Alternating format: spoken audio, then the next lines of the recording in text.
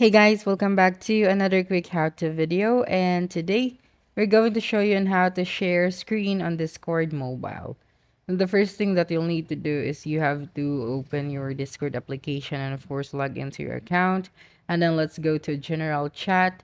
So if I want to call or video chat a specific user here, so I will then just going to scroll down and then select a specific user, so I can voice call or video call this one. So I am going to voice call this user.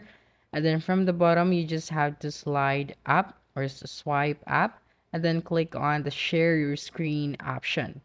And from there, you would be able to share your screen, and the person that you're calling, if they answer your call, so they will be able to see the screen of yours.